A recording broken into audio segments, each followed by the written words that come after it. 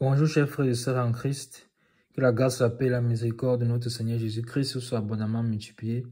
Bienvenue dans cette nouvelle vidéo de 7 minutes de pain quotidien du 1er mai 2025.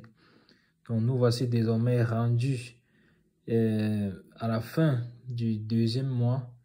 Depuis que nous avons commencé ces vidéos, nous entamons dans le troisième mois et nous entendons également le quatrième chapitre du livre des Actes des Apôtres, chapitre 4. Donc, nous rendons grâce au Seigneur, en effet, qui nous a permis de parcourir tout ce chapitre 3. Nous avions clairement vu là-bas comment le Saint-Esprit a agi puissamment au travers de l'apôtre Paul et de l'apôtre Jean, en ce qu'ils ont donné la guérison. Ce paralytique-là, ce boiteux-là qui était à la porte du temple appelé la Belle a reçu sa guérison. Il a été restauré. Et donc, ce que nous avions vu, c'est que l'apôtre Pierre avait une fois de plus pris la parole pour expliquer aux hommes israélites qui étaient étonnés de la réaction, qui étaient étonnés de la guérison de cet homme-là. Il a pris la parole pour leur expliquer clairement que c'est le Seigneur Jésus-Christ, que c'est la foi en son nom qui a rétabli l'homme en question. Et donc, nous voici donc arrivés au chapitre 4, ayant vu que Pierre leur avait fait clairement savoir que les apôtres, les prophètes depuis Samuel avaient parlé du Seigneur Jésus-Christ. Tous successivement ont parlé du Seigneur. Il leur a également fait comprendre que Moïse avait dit que le Seigneur, notre Dieu, vous suscitera un prophète d'entre vos frères comme moi. Vous l'écouterez dans tout ce qu'il vous dira, et quiconque écoutera par ce prophète sera exterminé du milieu du peuple. Nous avons vu que Moïse avait prophétisé cela dans le livre du Deutéronome. Donc nous avons vu ce passage-là dans le livre de Deutéronome, au chapitre 18 au verset 15. Et en fait, nous voyons également clairement que ce passage-là était prophétique. Donc non seulement le Seigneur devait venir, mais ceux qui n'allaient pas écouter le Seigneur, c'est-à-dire maintenant, on est là maintenant à la période de l'Église, ceux qui vont refuser l'appel du Seigneur vont être exterminés. Donc, Pierre a clairement établi les Écritures. Et ils ont vu clairement, non, il n'y a pas de possibilité de dire qu'ils n'ont pas compris. Il a pris la peine d'expliquer par le Saint-Esprit et ils ont compris clairement quelle était la situation.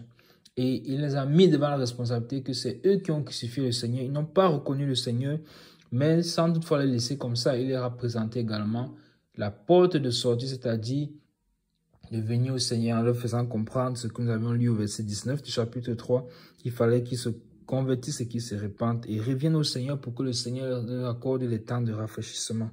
Donc, nous tous, nous avons été encouragés, exhortés à nous tourner également vers le Seigneur. Et la question donc qui se pose à la fin de ce chapitre 3, c'est que si la première fois que l'apôtre Pierre a pris la parole dans le livre des Actes des Apôtres chapitre 2, il a prêché l'évangile à ces hommes qui étaient venus à Jérusalem pour adorer. Eux, ils ont donné leur vie au Seigneur. Eux, en fait, ils ont accepté le Seigneur. Disons ça comme ça. Ils ont accepté le Seigneur.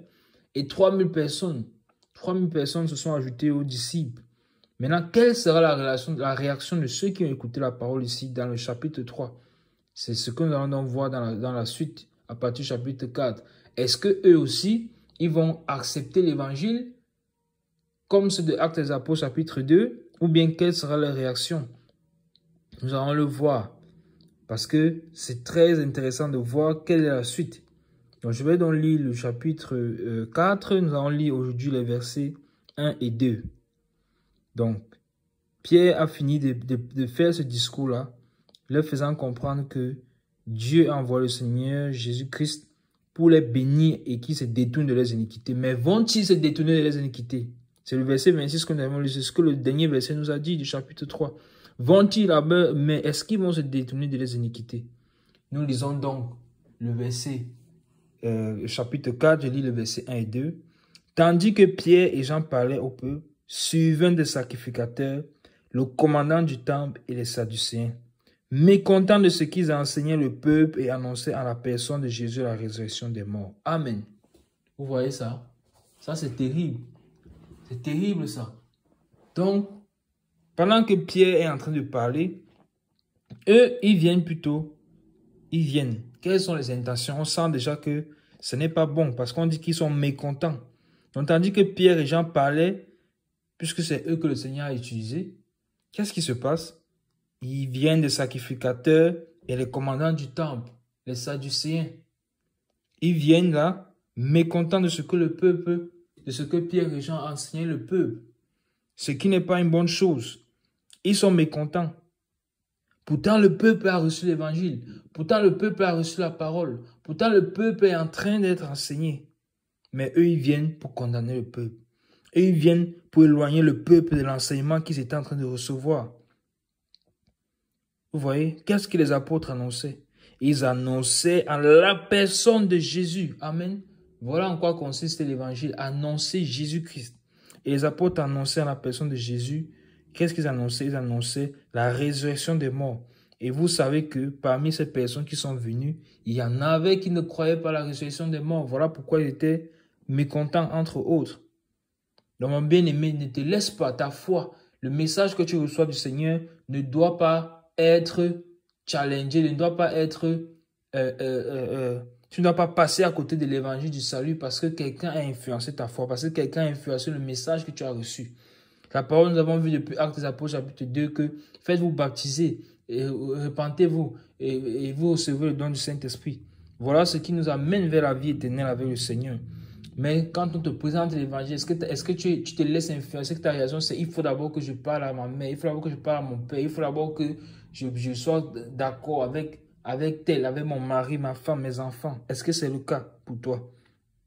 La parole de Dieu dit que si nous venons au Seigneur, nous devons venir donner tout entier à lui. C'est chacun qui prend sa décision individuelle. Le jour du jugement, chacun a sa responsabilité seul devant le Seigneur. Et nous avons également vu clairement que le jour du jugement également, enfin le Seigneur a dit dans sa parole que celui qui vient à lui et qui n'irait pas son père, sa mère, ses frères, sa femme, ses enfants, ce n'est pas digne. Ça veut dire que quoi? Ça veut dire que l'amour que nous avons pour le Seigneur doit être au-dessus de l'amour que nous avons pour ceux qui sont autour de nous. Parce que la parole de Dieu déclare, et c'est le plus grand commandement, tu aimeras le Seigneur ton Dieu de tout ton cœur, de toute ta force, de toute ton âme, de toute ta pensée. Amen. Donc voici ce que le Seigneur a déclaré pour nous. Donc, nous allons voir par la suite, par la grâce de Dieu, qu'est-ce qui va en suivre, qu'est-ce qu'il en sera à partir du verset 3. Donc, il était mécontent. Nous allons donc voir par la suite ce qui va se passer. Donc, nous arrêtons là pour juste et tout pour les 16 minutes de pain quotidien. Que la grâce, la paix, la miséricorde de notre Seigneur Jésus-Christ soit sur sa bonne âme multipliée. Shalom.